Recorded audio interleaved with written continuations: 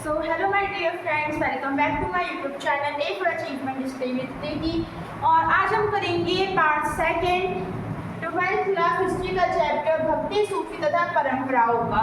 तो चलिए इसको शुरू करते हैं। इससे पहले वाली वीडियो में जो हमारा लास्ट टॉपिक था वो था खानका, कि जो खानका है वो क्या होता है और उसमें हम अपना जीवन किस तरीके से जीते हैं। अब हमारा अगला एनसीईआरटी का जो टॉपिक है वो है चिश्ती उपासना, जियारत और कव्वाली। तो अब हम इसको जानेंगे। जैसे कि हमें पता है कि दरगाह क्या होती है।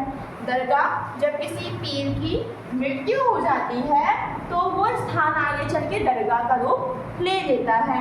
तो यहाँ पे जो आपकी जो एनसीईआरटी है, यहाँ पे 5 मेन जो दरगाह है वो बताई गई है, जिसमें से एक जो दरगाह है वो थी ख्वाजा मोइनुद्दीन की। और इन्हीं की दरगाह को अक्सर गरीब नवाज जो दरगाह है वो भी कहा जाता है। इनकी जो दरगाह है वो बहुत ज़्यादा फेमस है। अगर हम इन 5 में से देखें तो ये जो गरीब नवाज जो दरगाह है वो बहुत ज़्यादा फेमस है। अब इसके फेमस होने के लिए क्या है कारण है, जैसे कि सदाचारिता का होना, वारिस राजसी का होना, धर्मनिष्ठा का होना, प्रश्रय का होना। इन 4 पॉइंट्स के कारण जो गरीब नवाज जो है दरगाह हमारी वो बहुत ही ज़्यादा क्या है, फेमस है। गरीब नवाज दरगाह पर पहले जो सुल्तान आए वो थे मोहम्मद बिन तुगलक। और ऐसे पहले सुल्तान जिन्होंने यहाँ पे पहली इमारत रखी वो थे गयासुद्दीन खिलजी। और यहाँ पे जो अकबर है वो 14 बार आ चुका था। तो इससे आपको जो एमसीक्यू जो क्वेश्चंस है वो पूछे जाते हैं।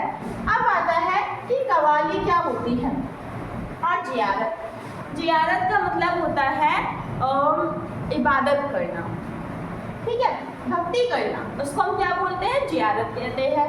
तो जियारत करने में एक जो कव्वाली है ना वो भी शामिल थी, कि पहले हम क्या करते थे, जैसे भजन होते हैं वैसी कव्वाली होती है।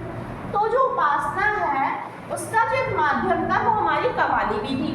अब हमें आगे क्या देखना है कि भाषा और संघर्ष, मतलब कि उस टाइम की जो भक्ति जो संत थे, जो सूफी संत थे, उनकी लैंग्वेज क्या होती थी। तो उनकी जो लैंग्वेज थी वो हिंदुई थी। हिंदुई का मतलब क्या है, हिंदू और उर्दू दोनों का मिक्सअप। अगर हम देखेंगे तो हम कई बार ऐसे वाक्य बोल देते हैं जो कि ना शुद्ध हिंदी होती है और ना ही शुद्ध उर्दू होती है। जैसे कि अब हम यहाँ पे बात करते हैं फरी। तो यहाँ पे जो क्षेत्रीय जो भाषाएं थी वो बोली जाती थी। और यहाँ पे जो लोग हैं, जो संत हैं, वो अपने जितने भी जो भाव है वो कविताओं के द्वारा प्रकट करते थे।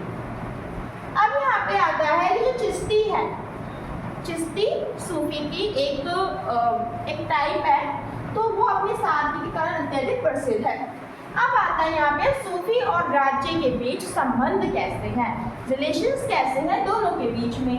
तो अगर हम बात करें कि अच्छे, तो जो राज्य थे ना वो क्या करते थे, अक्सर सूफियों को भेंट दिया करते थे।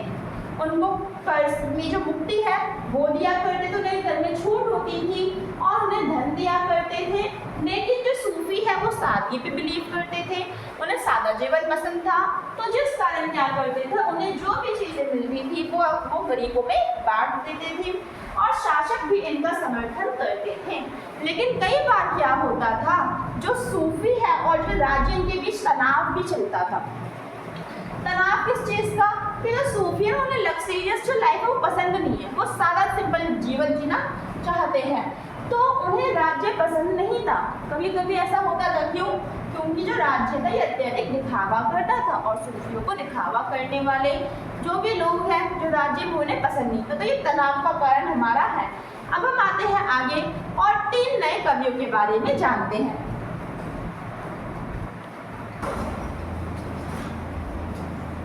अब हम यहाँ पे बात करेंगे कबीर जी की। कबीरदास, जिनके बारे में हमने कभी ना तो कभी सुना ही होगा। जो कबीरदास है, इनकी जो पोयम है, जो कविताएं हैं, वो भी हमने पढ़ी है बहुत बार। तो इससे हमें ये पता चलता है कि जो कबीरदास थे एक समाज सुधारक थे, जिन्होंने समाज में जो भी बुराइयां फैल रही है उसको सॉल्व करा। वो भी किस मीडियम से सॉल्व करा, वो थी उनकी कविताएं। तो चलिए इनके बारे में थोड़ा सा जानते हैं। सबसे पहले तो इनका जो जन्म है ना, इनका जो जन्म है वो वाराणसी में हुआ था। और इनकी जो माता थी वो एक विधवा थी। विधवा होने के कारण इन्होंने अपने पुत्र को छोड़ दिया और बाद में इनका जो लालन पोषण है वो मुस्लिम परिवार के जुलाहे वर्ग ने करा। जुलाहे जो बुनाई का काम करते हैं। और इनके जो गुरु थे वो थे रामानंद। अगर हम बात करें कि इन्होंने हमें क्या क्या शिक्षाएं दी, तो इन्होंने हमें ये बताया कि जो ईश्वर है ये बहुत सारे नहीं है, ईश्वर एक है। तो इन्होंने एक ईश्वर के जो सिद्धांत है उस पर बल दिया। इन्होंने मूर्ति पूजन का खंडन करा कि हमें मूर्ति के द्वारा भगवान की पूजा नहीं करनी है। और उन्होंने जो हमारे समाज में धर्म से रिलेटेड जो भी रूढ़िवादी जो विचारधाराएं हैं, जो कुरीतियां फैली हुई हैं, उसको सॉल्व करा। और इन सबको इन्होंने जो सुधारा है वो इन्होंने अपनी कविताओं के द्वारा सुधारा। अगर हम बात करें कि कबीर जी की जो कविताएं हैं वो किन किन बुक्स में छपी हुई हैं या फिर किसमें संकलित है, तो इनकी जो कविताएं हैं वो 3 भागों में संकलित है। बीजक कबीर पंथी, आदि ग्रंथावली और कबीर ग्रंथ साहिब। तो ये जो 3 यहाँ पे जो हमारी संकलित जो पुस्तकें हैं वो है। और इनको अलग अलग जगह पे क्या किया गया, संरक्षित किया गया है। जैसे कि कबीर ग्रंथावली को उत्तराखंड में संकलित किया गया है। तो जो कबीर जो पंथी है इसको यूपी में संरक्षित किया गया, उत्तर प्रदेश में। और जो ग्रंथ साहिब है इसको राजस्थान में संरक्षित किया गया है। अब हम आते हैं गुरु नानक। गुरु नानक जिन्होंने सिख धर्म की स्थापना की थी, जो कि पंजाब में बहुत ज़्यादा फैला हुआ है। तो इनका जो जन्म है ये हिंदू व्यापारी परिवार में हुआ था। और इनकी जो शादी थी वो बहुत कम एज में हो गई थी। और इन्होंने अपना ज़्यादातर जो जीवन व्यतीत करा है वो उन्होंने सूफियों के साथ करा है। अब जब उन्हें पता चला कि उनके समाज में कितनी ज़्यादा कुरीतियां फैली हुई हैं, तो इन्होंने इनको खत्म करने के लिए कई भजन बनाए, कई कविताएं बनाई, जिसके कारण उनके जो संदेश है वो सब में फैल गए। और उनके आगे चल के बहुत से अनुयायी भी बने। अनुयायी ऐसे लोग जो कि उनको फॉलो करते हैं। इन्होंने क्या बताया कि अगर आपको ईश्वर पूजा करना, अगर आपको उपासना करनी है, तो आपको ध्यान और जप करना बहुत ज़्यादा करना पड़ेगा। ये इम्पॉर्टेंट है। अगर आपको क्या करना, उपासना करना है, जो भी रूढ़िवादी जो भी चीज़ें हैं, जो भी कुरीतियां, उनको छोड़कर आप ईश्वर में ध्यान और जप लगाएं, जाप करें। अब आता है कि इन्होंने मूर्ति पूजन का खंडन करा है, बिल्कुल कबीरदास की जैसे। और आगे चल के जब इनकी मृत्यु हो गई तो इनके अनुयायियों ने इनको फॉलो करा। तो अगर हम बात करें, ये पहले जो गुरु थे सिख धर्म के, जो 5वें जो गुरु थे वो थे गुरु अर्जुन देव। और जो 10वें जो गुरु थे वो थे गुरु गोविंद।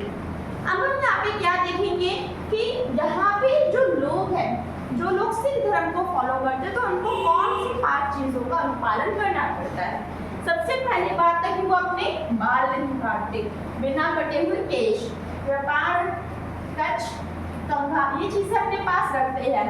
और लोहे का जो कड़ा है वो भी ये पहनते हैं। कौन? सिख धर्म के लोग। अब हम यहाँ पे बात करेंगे मीराबाई की। मीराबाई के बारे में आपने कहीं ना कहीं सुना ही होगा। मीराबाई जो कि कृष्ण जी की बहुत बड़ी भक्त थी। तो इनका जन्म है ये हुआ था मारवाड़ के मेरठ जिले में। और ये राजपूत वंश की राजकुमारी थी। इनका जो विवाह है आगे चल के सिसोदिया वंश के जो वंशज है उनसे हो गया।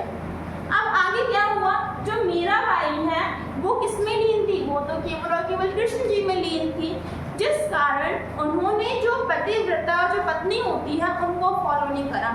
जैसे उन्हें पतिव्रता या फिर जो बहू होने चाहिए, बहू के जो कर्तव्य वो उन्होंने फॉलो नहीं करे।